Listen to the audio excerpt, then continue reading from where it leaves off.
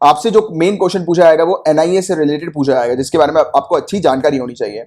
तो एनआईए एक central agency है, ये वेरियस अपराधों पर इन्वेस्टिगेट करती है। इसके नाम से ही समझ में आ रहा है, नेशनल इन्वेस्टिगेशन एजेंसी, यानी कि इन्वेस्टिगेट करने का इसका काम होता है। तो वेरियस अपराध जो होते हैं, वेरियस जो अपराध के मामले हम लोग को देखने को मिलते हैं, उस पर ये इन्वेस्टिगेट करती है।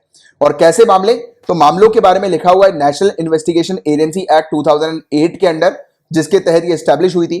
तो यहां पर इस कानून में पूरे मामले मेंशन है, जैसे कि कोई भी इंडिविजुअल या कोई भी ऑर्गेनाइजेशन हमारी कंट्री की सॉवरेनिटी, सिक्योरिटी और इंटीग्रिटी पर खतरा बनता है, या कोई भी हमारी राज्य जो है उसकी सिक्योरिटी पर जब खतरा आता है, या फिर कोई भी इंडिविजुअल या ऑर्गेनाइजेशन हमारी कंट्री के फ्रेंडली रिलेशंस दूसरी कंट्री के साथ जो है, यानी कि जो हमारी हमारी हमारे जो रिलेशंस दूसरी कंट्री के साथ है, उन फ्रेंडली रिलेशन को अगर कोई खराब करने की कोशिश करता है, तब एनआईए आकर इन्वेस्टिगेट करती है। इसके अलावा एटॉमिक या न्यूक्लियर फैसिलिटी से रिलेटेड मामलों पर इन्वेस्टिगेट करती है। नकली नोट जो हम लोग को देखने को मिलते हैं, उसकी स्मगलिंग, उसकी जो तस्करी होती है, उस मामले पर भी एनआईए की इन्वेस्टिगेशन होती है। इसके अलावा ये एक central counter terrorism law enforcement agency भी है, यानी कि टेररिज्म से रिलेटेड जितने भी मामले होते हैं, आतंकवादी संबंधी जितने भी अपराध हम लोग को देखने को मिलते हैं, उस पर भी ये इन्वेस्टिगेट करती है। अब मैं यहां पर आपको एक इंपॉर्टेंट चीज ये बताना चाहूंगा, इस बॉडी के पास, एनआईए के पास इतनी पावर है कि टेररिज्म से रिलेटेड अगर कोई इनके पास केस आता है, तो वो किसी भी राज्य में टेररिज्म से रिलेटेड कोई भी केस हो,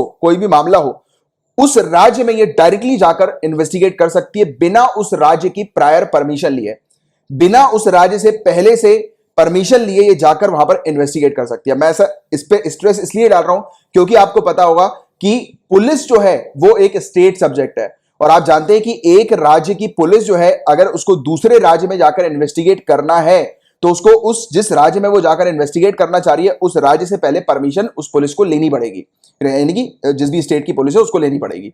या फिर ऐसे समझो, सीबीआई की भी अगर हम लोग बात करें, तो सीबीआई, ये सीबीआई की ऑफिशियल वेबसाइट आपको ये दिखाई दे रही है, ये सीबीआई की ऑफिशियल वेबसाइट है। तो इससे यहां पर ये चीज मिली है। तो आप देख सकते हैं सीबीआई के पास भी इतनी पावर नहीं होती है। सीबीआई जो है उसको अगर किसी राज्य में जाकर इन्वेस्टिगेट करना है, तो सीबीआई को पहले उस राज्य से जो है वो प्रायर परमिशन लेनी पड़ेगी, रिक्वेस्ट करनी पड़ेगी इन्वेस्टिगेशन करने के लिए। या फिर अगर किसी राज्य को सीबीआई से इन्वेस्टिगेशन चाहिए, यानी कि अगर कोई राज्य चाह रही है कि सीबीआई उनकी टेरिटरी में आकर इन्वेस्टिगेट करे, तो पहले वो राज्य सीबीआई को रिक्वेस्ट भेजेगी, तब जाकर सीबीआई आएगी।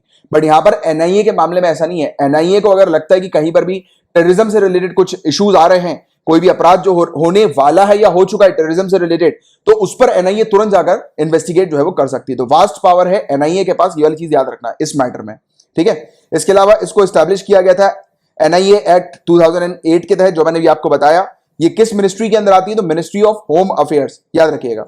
इसके अलावा इसके अधिकार क्षेत्र की बात करें, तो देखिए राज्य सरकार जो होती है उनको पहले रिक्वेस्ट करना पड़ता है सेंट्रल गवर्नमेंट से कि उनको चाहिए एनआईए की इन्वेस्टिगेशन, यानी कि वो डिमांड करती है कि एनआईए जो है वो आकर यहां पर इन्वेस्टिगेट करे उनकी स्टेट में। बट शर्त सिर्फ इतनी है, एनआईए सिर्फ दूसरे राज्य में जाकर उन्हीं मैटर्स पर इन्वेस्टिगेट करेगी जिन मैटर्स या जिन केसेस का उल्लेख जो होगा वो इस कानून में होगा, national investigation act agency act 2008।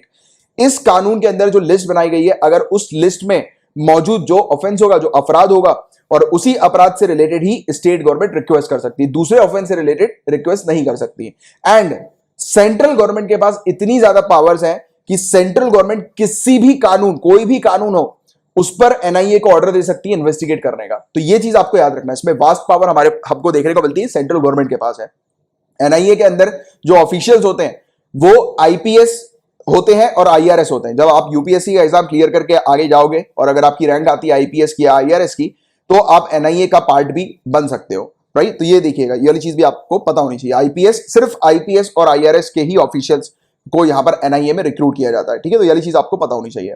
इसके अलावा इनके स्पेशल कोर्ट्स भी होते हैं। सेंट्रल गवर्नमेंट ने अधिसूचित किया है, नोटिफाई किया है वेरियस स्पेशल कोर्ट्स हमारी कंट्री के अंदर, और कोई भी इन कोर्ट से रिलेटेड कोई भी क्वेश्चन उठता है तो उस पर फाइनल डिसीजन जो होता है वो सेंट्रल गवर्नमेंट का होता है, चाहे वो उस कोर्ट की पावर से रिलेटेड हो या किसी भी चीज से रिलेटेड। जो सेंट्रल गवर्नमेंट होगी उसका फाइनल, जो भी उसका डिसीजन होगा सेंट्रल गवर्नमेंट का, वो फाइनल माना जाएगा। इसके अलावा इस कोर्ट में हम लोग को एक जज देखने को मिलते हैं जिनको अपॉइंट करती है सेंट्रल गवर्नमेंट, बट अपॉइंट तभी किया जाता है जब, यानी कि इस राज्य, आप रेड कलर का आप देख रहे हो, ये राज्य है, इस राज्य के अंदर जो भी स्पेशल कोर्ट होगी, जैसे ये एक स्पेशल कोर्ट है, ये एक स्पेशल कोर्ट है, ठीक है, इस राज्य के अंदर ये स्पेशल कोर्ट है, तो इस राज्य के ही जो चीफ जस्टिस हाई कोर्ट होते हैं, तो उनके रिकमेंडेशन के आधार पर ही जज को अपॉइंट किया जाता है। जो चीफ, इस राज्य के जो भी चीफ जस्टिस होंगे, चीफ जस्टिस हाई कोर्ट हम लोग को देखने को मिलेंगे, तो उनके रिकमेंडेशन के आधार पर, यानी कि उन्होंने जिस भी जज को रिकमेंड किया होगा वो ही जज जो है वो सेंट्रल गवर्नमेंट अपॉइंट करेंगे।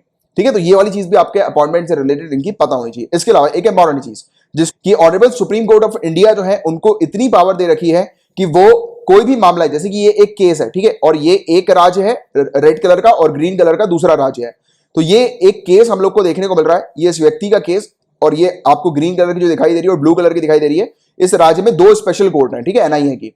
तो ये केस इस स्पेशल कोर्ट के पास है और यहां पर हम लोग को देखने को मिल रहा है चल रहा है, तो ऑनरेबल सुप्रीम कोर्ट आदेश दे सकती है कि इस केस को इस स्पेशल कोर्ट में जो है वो ट्रांसफर किया जाए। ये पहला जो है वो पावर ऑनरेबल सुप्रीम कोर्ट के पास है।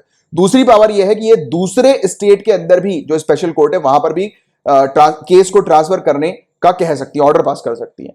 तो ये वाली पावर हमारे ऑनरेबल सुप्रीम कोर्ट के पास हम लोग को देखने को मिलती है। राज्य के अंदर भी ट्रांसफर हो सकता है और राज्य के बाहर भी ट्रांसफर किया जा सकता है केस। और एनआईए स्पेशल कोर्ट की पावर की बात करें तो जो सेशन कोर्ट होते हैं सीआरपीसी के तहत जो हम लोग को देखने को मिलता है, कोड ऑफ क्रिमिनल प्रोसीजर 1973 के तहत जो हम लोग को सेशन कोर्ट्स की जो पावर देखने को मिलती है, सत्र न्यायालय की जो पावर्स देखने को मिलती है, वो पूरी की पावर एंजॉय करते हैं एनआईए स्पेशल कोर्ट, यानी कि पूरी पावर सेशन कोर्ट की एनआईए स्पेशल कोर्ट के पास होती है। ठीक है, और एपेलेट की बात करें, अपील से एपेलेट के बारे में आपको पता होगा कि डिस्ट्रिक्ट कोर्ट में अगर कोई मामला चल रहा है और उस मामले का जजमेंट दे दिया डिस्ट्रिक्ट कोर्ट के अंदर जज ने, तो डिस्ट्रिक्ट कोर्ट के जजमेंट को चैलेंज किया जा सकता है हाई कोर्ट के पास, और हाई कोर्ट के जजमेंट को चैलेंज किया जा सकता है ऑनरेबल सुप्रीम कोर्ट के पास। तो ये एपेलेट सिस्टम होता है। तो यहां पर एनआईए का जब फाइनल डिसीजन आता है, जो जजमेंट देते हैं उसको कहां पर चैलेंज किया जाएगा, तो हाई कोर्ट के पास ये चैलेंज किया जाएगा। तो ये वाली चीज आपको पता होनी चाहिए।